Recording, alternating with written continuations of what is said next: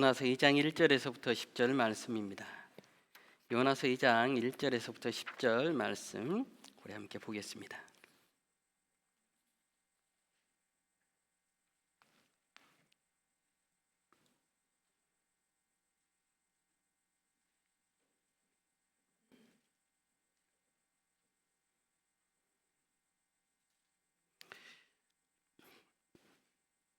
교도가도록 하겠습니다. 제가 먼저 읽겠습니다.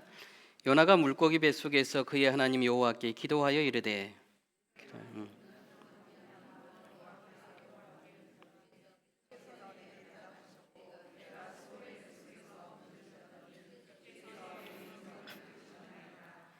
주께서 나를 깊음 속 바다 가운데에 던지셨으므로 큰 물이 나를 둘렀고 주의 파도와 큰 물결이 다 내 위에 넘쳤나이다.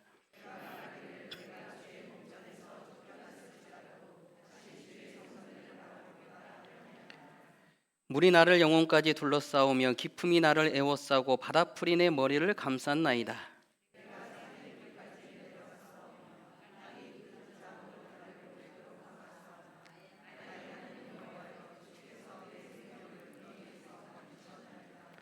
내 영혼이 내 속에서 피곤할 때에 내가 여호와를 생각하였더니 내 기도가 주께 이르러 싸우며 주의 성전에 미쳤나이다.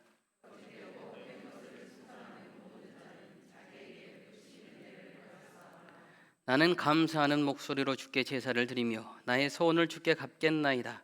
구원은 여호와께 속하였나이다 하니라. 여호와께서 그 물고기에게 말씀하시매 요나를 육지에 토하니라. 아멘. 우리 옆에 교우님들과 함께 예배에 참여함에 감사합니다라고 우리 함께 인사 나누십시다. 함께 예배 나누어서 감사합니다. 감사합니다. 네.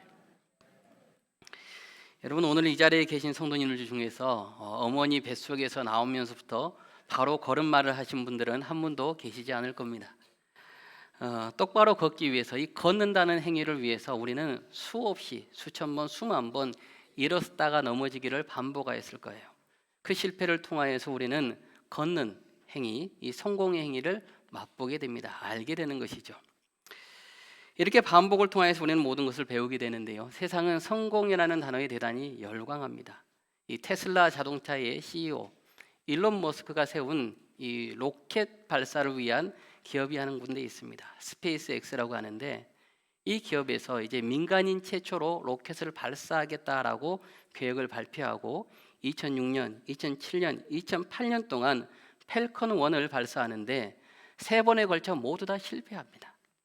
그랬더니 세상 사람들이 일론 머스크를 향하여 조롱하고, 어떻게 저게 가능하겠느냐, 불가능한 일이다. 조롱뿐만 아니라 이제 회사가 파산 직전에 처하게 됩니다. 그런데 일론 머스크가 거기에 멈추지 않고 또 한 번, 4번째 도전합니다. 그리고 성공을 거두게 되죠. 만일 그가 평생 그 3번의 실패에 멈추었다면 우리가 잘 알고 있는 세계 최고의 부호 테슬라의 CEO 일론 머스크라는 사람은 없었을 겁니다. 그러나 그는 실패에도 불구하고 끊임없이 도전했던 겁니다.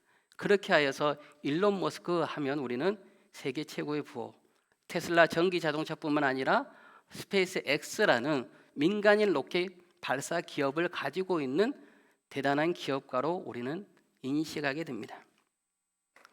실패는 누구에게나 찾아오지만 중요한 것은 그 실패와 실수를 통하여서 어떻게 하는가, 또 그 안에서 무엇을 배우는가, 그것이 우리의 믿음의 성장을 가져오게 되는 것이고 우리 삶의 성장을 가져다 주는 것입니다. 단순히 실패하였다고 해서 원망과 후회로 그 시간을 버려버린다면 우리는 가장 낮은 자리에서 실패자로 멈추어 버리겠지만, 도리어 실패를 디딤발로 사용하여서 앞으로 전진해 나간다면 실패는 성공의 어머니가 되는 것이죠. 우리의 믿음도 마찬가지입니다. 우리 믿음 안에서 우리는 오늘 본문 말씀의 주인공인 요나처럼 실패할 때가 있습니다. 영적인 실패로 인하여서 밑바닥, 가장 바다라는 아래까지도 내려갈 수 있게 되는 것이고, 또 하나님의 사명을 감당하지 못할 때도 있지만, 그 상황 속에서 우리가 어떻게 그 상태를 바라보고 하나님께 나아가는가에 따라서 우리의 믿음의 여정도 전혀 다른 방향으로 결과를 가져올 수 있게 되는 것이죠. 요나 오늘 우리가 함께 읽었던 말씀은 너무나 잘 아는 말씀입니다. 너무나 잘 아는 말씀이에요. 하나님으로부터 사명을 받은 니느웨로 가라는 사명을 받았지만 다시스로 가는 요나, 그리고 거대한 폭풍우를 맞이하게 되고 바다에 떨어지게 되고 큰 물고기 뱃속에 들어가는 요나. 이는 요나의 실패를 넘어서는 어떻게 보면 하나님의 심판이었던 것이죠. 그 절망의 자리에 오늘 요나가 멈추어 서 있는 것입니다. 지난해 성탄절에 우리 주일학교 친구들이 이 요나를 주제로 연극을 했어요. 그때 요나의 연극을 하면서 주일학교 친구들도 즐거웠고 우리 성도님들도 즐거웠단 말이에요. 그런데 실제로 오늘 본문은 즐거운 본문이 아니죠. 대단히 절망 속에 있는 본문입니다. 특별히 요나 선지자는 하나님께서 무엇이라고 말씀해 주냐면 요나서 1장 1절을 보니까 여호와의 말씀이 아미떼의 아들 요나에게 임하니라 이르시되, 그러니까 아미떼의 아들 요나다라고 성경은 말씀해 주고 있습니다.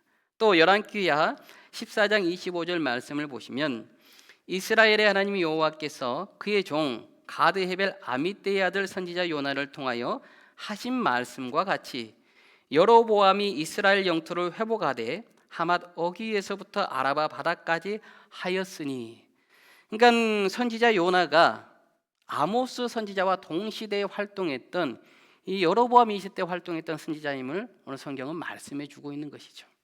그 선지자였던 요나에게 오늘 하나님의 말씀이 임합니다. 니느웨로 가서 회개를 선포하라. 그런데 우리가 잘 아는 것처럼 요나는 니느웨로 가지 않고 어디로 갑니까? 다시스로 갑니다. 니느웨는 북이스라엘의 원수인 아수르의 수도예요. 지금으로 이야기하면 이라크 북부 지방 정도 됩니다. 그러니까 이라크 북부 지방이고요. 그가 하나님의 명령을, 하나님의 말씀을 거부하고 가는 다시스는 지중해 연안의 스페인 정도 됩니다. 그러니까 이라크와 스페인은 정반대의 방향인 거예요. 하나님께서 니느웨로 가라라고 말씀하셨는데 오늘 요나는 나는 니느웨 가지 않으렵니다 하고 옆 동네를 가는 것이 아니고 정반대의 다시스로 지금 가고 있는 것이에요. 하나님의 말씀에 거부하면서 나는 지중해 연안에 휴양이나 가렵니다 라고 하고 있는 것이죠. 그렇게 다시스로 가는 중에 큰 폭풍우를 만나게 되고 뱃사람으로 인하여서 던져지게 되고 오늘 물고기 뱃속에 들어가게 됩니다. 그래서 2장 1절을 보시면 요나가 물고기 뱃속에서 그의 하나님 여호와께 기도하여 이르되 내가 받는 고난으로 말미암아 여호와께 불러 아뢰었더니 주께서 내게 대답하셨고 내가 수월의 뱃속에서 부르짖었더니 주께서 내 음성을 들으셨나이다. 여러분, 사방은 칠흑 같은 어둠이고 숨을 쉬면 쉴수록 요나의 코 속에는 물고기의 그 찌꺼기 음식에 악취들이 들어오기 시작하는 것이죠. 뿐만 아니고 살을 녹이는 위액들이 막 들어오는 거예요. 말 그대로 죽음의 공포가 엄습해오는 이 시기죠. 그래서 함께 읽었던 말씀 2절을 보시면 수월의 뱃속에서 하나님, 내가 지금 지옥불에 떨어져 있습니다. 하나님, 내가 지금 죽음의 세계에 있습니다. 나를 건져 주옵소서. 그의 상황이 얼마만큼 처절하고 얼마만큼 올바르지 못했는지 어두웠는지를 알 수 있는 것이죠. 니느웨로 가라는 하나님의 말씀에 불순종하여 다시스로 가려 했던 요나는 자신의 계획 다시스와는 전혀 다른 물고기, 큰 물고기의 뱃속에 갇혀지게 되었던 것이죠. 여러분의 인생에도 아마 이런 경험들이 있을 겁니다. 각각의 수월에 떨어지는 경험들, 내가 생각했던 방향과 아주 미처 다른 목적지에 다다르게 되는 것들, 물고기의 뱃속같이 칠흑 같은 어둠과 우울함과 이 사방이 모두 다 막혀버린 답답함. 하나님, 왜 나만 홀로 이렇게 외롭게 있습니까? 제가 이게 우리 성도님들 신방을 하다 보면 성도님들의 수월에 갇혔던 이야기들을 들을 때가 있습니다. 나는 사랑하는 사람에게 배신당했던 일, 또 사랑하는 사람에게 배신당했을 뿐만 아니라 그의 모든 부채를 떠안아야 되는 일들, 말할 수 없는 수월 속에서 하나님께 기도하면서 매일매일 눈물만 흘렸던 그 시간들을 들을 수 있었어요. 우리 삶 속에서 지금까지 걸어오면서 우리 모두는 수월의 길을 걸어오게 되는 것이죠. 각자의 수월이 있죠. 각자의 큰 물고기 뱃속에 갇혔던 경험들이 있는 겁니다. 그런데 이런 경험은 비단 우리에게만 있는 것이 아니고 구약의 인물들에게도 있었습니다. 창세기 39장 19절에서부터 20절 말씀을 보면 그의 주인이 자기 아내가 자기에게 이르기를 당신의 종이 내게 이같이 행하였다 하는 말을 듣고 심히 노한지라. 이에 요셉의 주인이 그를 잡아 옥에 가두니 그 옥은 왕의 죄수를 가두는 곳이었더라. 요셉이 옥에 갇혔으나 요셉의 수월은 절망의 자리는 감옥이었던 것이죠. 뿐만 아니고 모세도 마찬가지입니다. 모세가 바로의 궁전에서 자신의 동족인 히브리 사람을 치던 애굽인을 쳐 죽입니다. 그리고 미디안 땅으로 도망가게 되죠. 그리고 이도로의 집에 거합니다. 아들을 낳았는데 출애굽기 2장 22절을 보면 이렇게 그의 이름을 지었습니다. 그가 아들을 낳음에 모세가 그의 이름을 게르솜이라 하여 이르되 내가 타국에서 나그네가 되었음이라 하였더라. 내가 타국에서 나그네가 되었다. 내가 지금 수월의 절망의 길에 지금 있다라고 이도로의 집에서 고백하고 있는 것이죠. 요셉도 모세도 원치 않게 수월의 자리, 절망의 자리에 모두 다 위치하게 되었습니다. 그런데 중요한 것은 여러분, 우리가 절망의 자리에 있다고 해서 그 상황이나 환경을 보고 무너지면 더 이상 일어설 수가 없는 것이죠. 물고기 뱃속에 우리가 갇혔을지라도 그 자리에서 우리가 어떠한 태도를 가지고 가느냐에 따라서 우리 삶의 결과는, 우리 믿음의 결과는 전혀 다른 방향으로 나아갈 수 있다는 것이에요. 감옥이라는 절망 속에서도 요셉은 하나님을 향한 두 손을 놓지 않았습니다. 이도로의 집이라는 미디안 땅에서 정처 없이 떠돌던 모세 역시 끊임없이 하나님을 찾아 나갔습니다. 그리고 하나님께서는 요셉을 국무총리에 올리셨고 모세를 통하여 이스라엘 백성들을 이끄는 귀한 사명을 감당케 하셨다는 것이에요. 성경은 역설적으로 모든 것이 평안할 때 하나님의 은혜를 주시는 것이 아니고, 하나님을 찾는 것이 아니고, 모든 것이 끝났다라고 생각하는 수월, 큰 물고기 뱃속에 갇혀있는 그 순간에 하나님의 은혜가 시작된다라고 선포해 주고 있는 것이죠. 절망의 바닥에서야 바로 비로소 하나님을 찾고 하나님을 만나게 되기 때문입니다. 그래서 여러분, 우리가 수월에 큰 물고기의 뱃속에 갇혔을 때 우리에게 중요한 것은 하나님을 향한 우리의 태도가 중요한 것을 성경은 말씀해 주고 있습니다. 우리가 놓인 절망의 상황 속에서, 수월 속에서 모든 것을 자포자기하고 포기하는가, 아니면 하나님의 손을 바라볼 것인가. 오늘 3절에서부터 6절 말씀을 보시면 요나는 주께서 나를 깊음 속 바다 가운데 던지셨으므로 큰 물이 나를 둘렀고 주의 파도와 큰 물결이 다 내 위에 넘쳤나이다. 내가 말하기를 내가 주의 목전에서 쫓겨났을지라도 다시 주의 성전을 바라보겠다 하였나이다. 물이 나를 영혼까지 둘러싸우며 깊음이 나를 에워싸고 바다풀이 내 머리를 감쌌나이다. 그러니까 수월이라는 바닷속에 빠지는 절망 상황 속에서도 요나는 하나님을 바라보겠습니다라고 자신의 태도를 다시 정립하게 되는 것이죠. 그는 절망적인 상황을 아주 객관적으로 인식하고 있습니다. 내가 산의 뿌리까지 내려가 싸우며 땅이 그 빗장으로 나를 오래도록 막아 싸우나 나의 하나님 여호와여, 주께서 내 생명을 구덩이에서 건지셨나이다. 여러분, 이것이 바로 우리가 첫 번째 감사할 기도 제목입니다. 무엇이냐면, 하나님께서 나를 바다에 던지셔서 심판하셨을 수도 있을 터인데, 나를 이 바다에 던져서 심판하시는 것이 아니라 큰 물고기를 예비하사 내 생명을 보존케 하셨사오니 내가 지금 수월에 갇혀 있기는 하오나 주님, 나의 생명을 보존해 주심에 감사를 드립니다. 주님, 나에게 한 번 더 은혜를 주심에 감사드립니다 라고 말씀하고 있는 것이죠. 그래서 큰 물고기 뱃속에 갇힌 요나는 하나님으로부터 징계를 받았지만 또다시 다른 한편으로는 하나님의 보호하심을 받고 있는 것이에요. 그래서 큰 물고기는 노아의 방주였던 동시에 은혜의 수단이라는 것이에요. 그래서 요나가 지금 감사할 수 있는 것이죠. 여러분, 우리가 우리의 믿음의 눈을 들어보면 나를 힘들게 하는 수월의 상황들이 모두가 있습니다. 없을 수가 없죠. 인생이라는 것이 그렇기 때문이죠. 그런데도 여호와 하나님께서 말씀하시는 거예요. 내가 너와 함께하고 있다. 내가 너를 수월에 가두어 두었을지라도 너의 생명은 해하지 아니하였다. 두려워하지 말라. 너의 성공만을 위해 달려가던 너에게 내가 지금 다시 나를 바라보는 시간을 갖게 하였다라고 하나님은 말씀해 주시는 것이죠. 여러분, 우리가 삶을 살아가다 보면 때로는 실패하고 실수해요. 그런데 하나님께서는 그 잘못된 선택을 통하여서, 또 잘못된 실패를 통하여서 우리의 교만을, 우리의 자만을 내려놓고 온전히 하나님을 향하여 두 손을 들고 나올 수 있도록 이끌어 주시는 것이죠. 그래서 우리가 수월 속에서도 감사할 수 있는 이유가 바로 여기에 있습니다. 깜깜한 어둠 속이지만 그럼에도 불구하고 나의 지난 날을 다시 한번 하나님 앞에 고백하고 나를 되돌아보면서 말씀 앞에서 주여 나의 잘못을 용서하여 주옵소서, 내가 다시 주님께 모든 것을 내려놓고 주님이 원하시는 삶으로 걸어가기를 소망합니다. 작정합니다. 하나님을 향하여 나아가고 있는 것이죠. 여러분, 우리가 지나왔던 수월들을 생각해 보십시오. 그 수월을 통하여 우리가 무엇을 깨닫고 무엇을 느끼게 됩니까?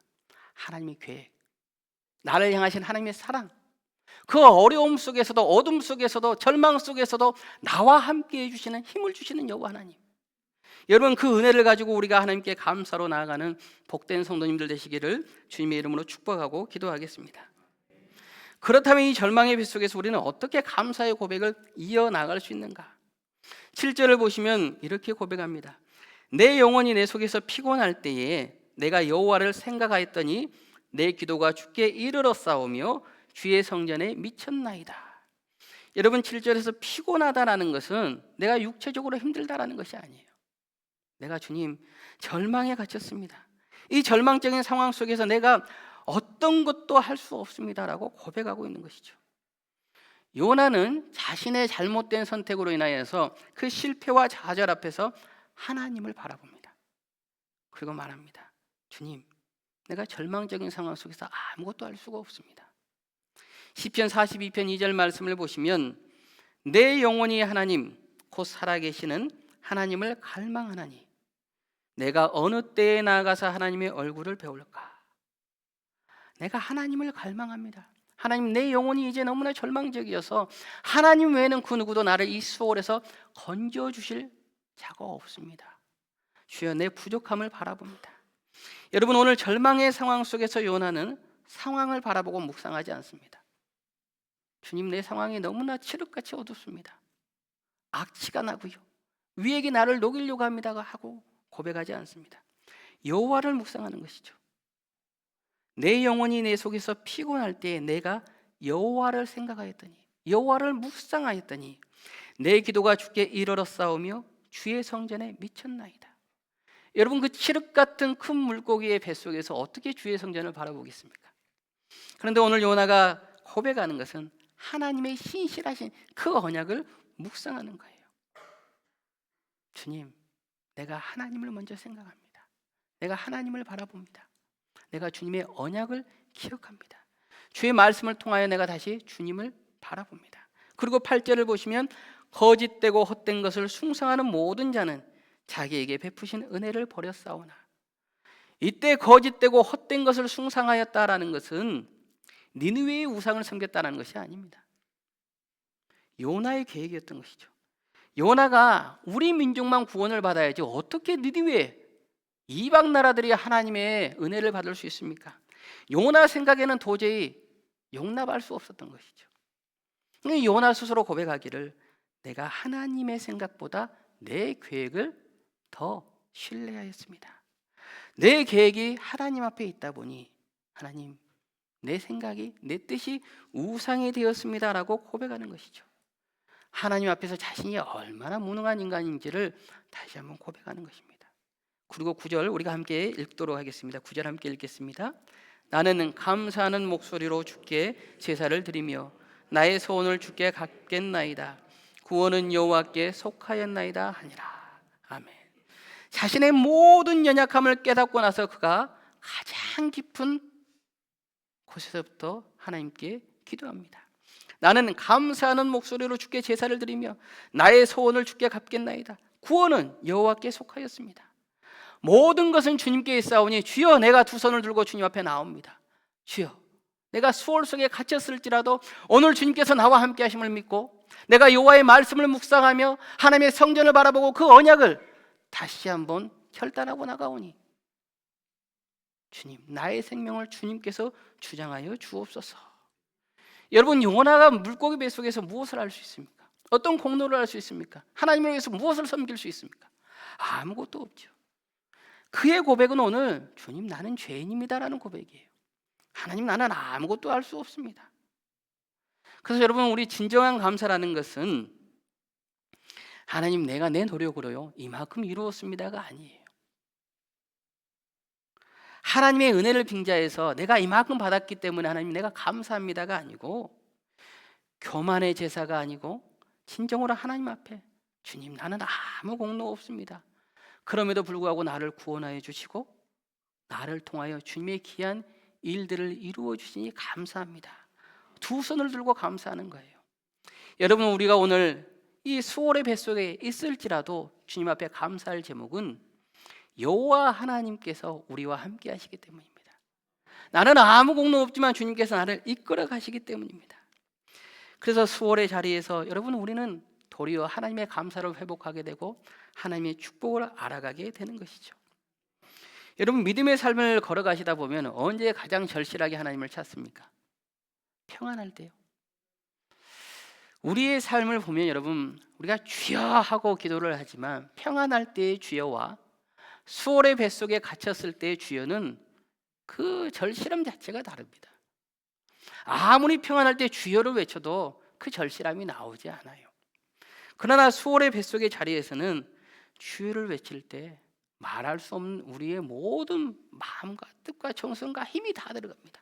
왜냐하면 주님밖에는 답이 없기 때문이에요. 감옥에서 하나님을 찾았던 요셉도 마찬가지였을 겁니다. 끊임없이 하나님을 찾고 나갔을 때 그의 모든 주여라는 외침은 소울 속에서 오직 여호와 하나님밖에 계시지 않습니다. 모세가 미디안 땅을 돌아다니면서 그가 정처 없이 걸어가다가 호렙산까지 이르게 됩니다. 그가 호렙산까지 이르렀다는 것은 어디에도 답을 찾을 수 없었던 거예요. 절망의 자리였던 것이죠. 그러나 그 시간, 절망의 시간 앞에서 하나님을 찾게 되는 것입니다. 우리의 감사가 바로 여기에서부터 시작되는 것이죠. 내가 절망의 상황이지만, 절망적인 환경이지만, 그럼에도 불구하고 내가 상황과 환경을 바라보지 않고 하나님을 바라보는 거예요. 여러분, 눈물이 나도 감사할 수 있는 이유는 절망 속에서도 부를 수 있는 여호와 하나님의 이름이 우리에게 주어졌기 때문입니다. 그래서 어떤 상황 속에서 여러분, 하나님께 감사하는 우리 성도님들 되시기를 바라겠습니다. 절망의 상황에서 우리가 주님의 이름조차 부를 수 없었다면 우리는 바다 깊은 곳으로 사라질 수밖에 없을 거예요. 그러나 그곳에서 우리는 하나님의 이름을 부를 수 있는 것이죠. 그렇기 때문에 감사할 수 있는 겁니다. 9절에서 나는 감사하는 목소리로 주께 제사를 드리며 나의 소원을 주께 갚겠나이다. 기도했던 요나를 하나님께서는 10절을 보시면 여호와께서 그 물고기에 말씀하시매 요나를 육지에 토하셨다라고 말씀해 주십니다. 요나의 고백에 하나님께서 이제 이 감사의 기도와 기적을 낳아서 육지에 토하게 되는데, 그 육지가 어딘 거요 하니 그가 그토록 원하던 고향집이 아니었습니다. 어딥니까? 평안한 자리 육지가 아니고 그가 도망가고 싶어 했던 사명의 자리예요. 사명의 자리. 그가 그토록 하나님의 낯을 피하여 도망가려고 했던 사명의 자리로 하나님께서는 옮겨준 것이죠. 여러분, 우리가 실패하고 실수할 때 그럼에도 불구하고 하나님께서는 우리를 다시 한번 사명의 자리로 불러주신다는 것을 잊지 마십시오. 그래서 수월의 자리에서 우리의 사명의 자리가 어디인지 떠올려 봐야 되는 거예요. 내가 큰 물고기 뱃속에 갇혔습니다, 하나님. 그럼 내 사명의 자리가 도대체 어디입니까? 내가 하나님의 사명을 잊어버리고 요나처럼 내 계획을 의지하고 있지 않는가?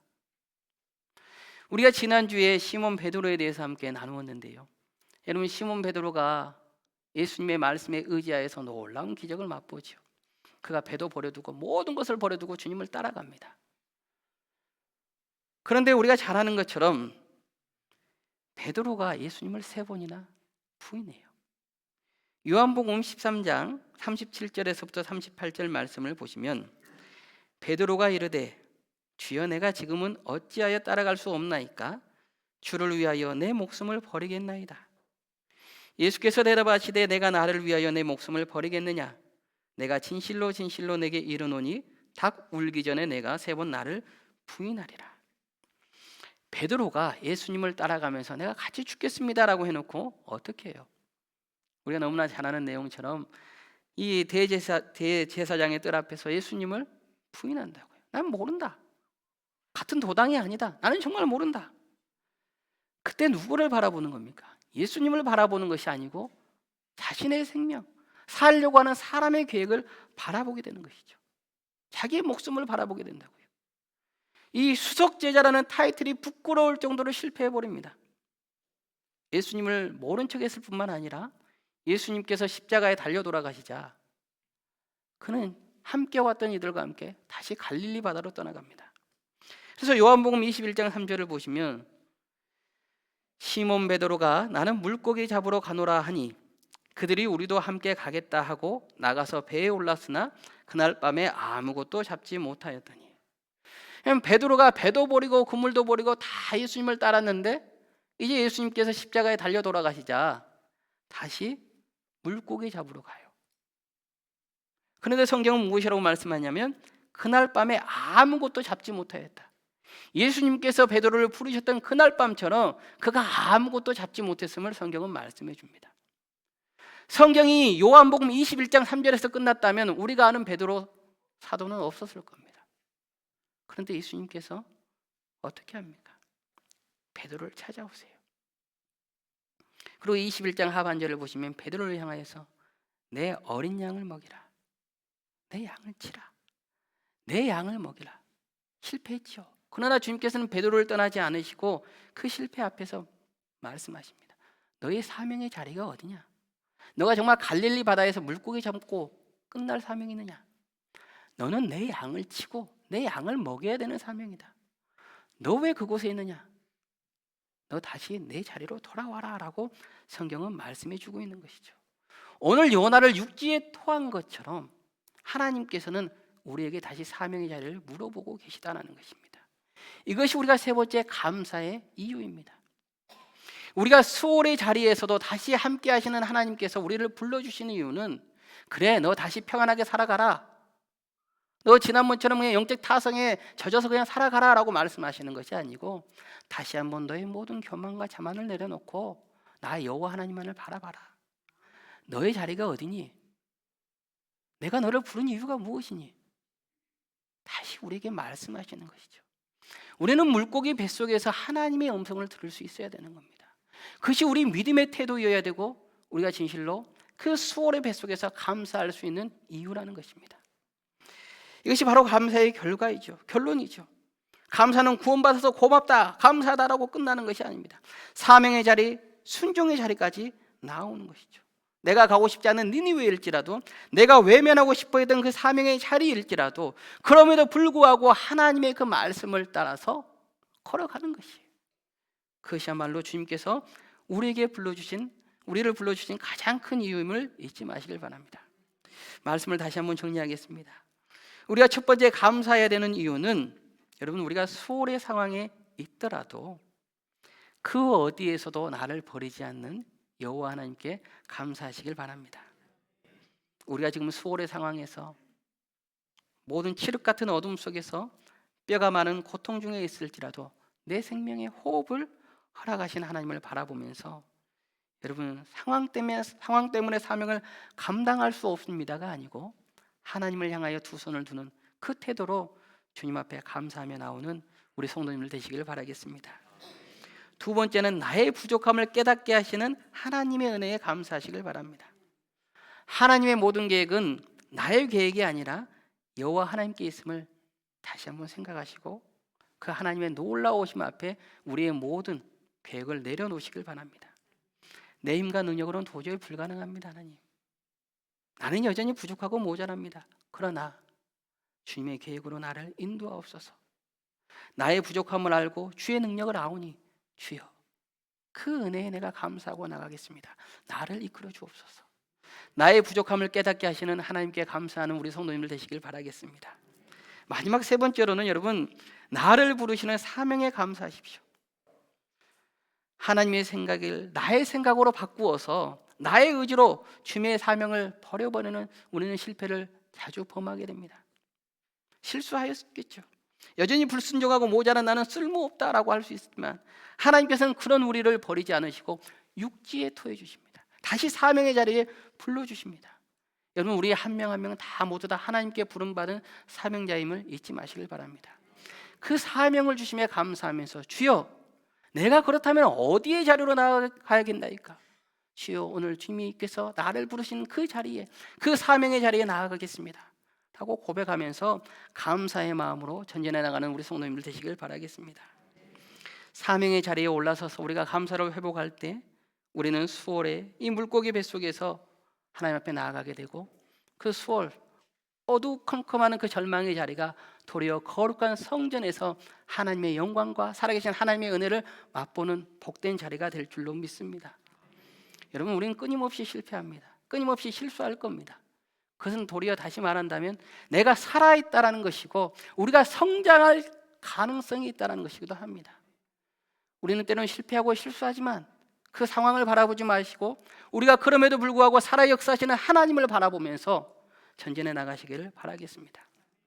어린아이가 실패했다고 해서 나 이제 쓰러져 넘어졌어, 안 되겠어, 또 일어서서 때로는 생각지 못하는 어떠한 것에 얼굴을 찧었다고 해서 그 아이가 걷는 것을 포기해 버린다면 평생 걷지 못할 겁니다.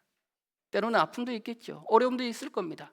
그럼에도 불구하고 그 수월 속에서도 우리와 함께 하시는 임마누엘 하나님, 오늘도 우리를 지키시고 우리를 이 땅에 보내시는 여호와 하나님만을 의지하고 나간다면 여러분, 우리의 삶이 진정으로 사명의 자리에서 하나님의 귀한 역사를 바라보고 우리 삶 속에 하나님의 귀한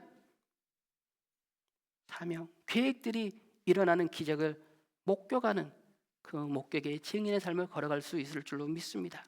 이 모든 우리의 삶이 하나님의 은혜임을 다시 한번 고백하면서 감사로 한 주간도 승리하는 우리 성도님들 되시기를 주님의 이름으로 축원하겠습니다. 우리 함께 이 자리에 일어나셔서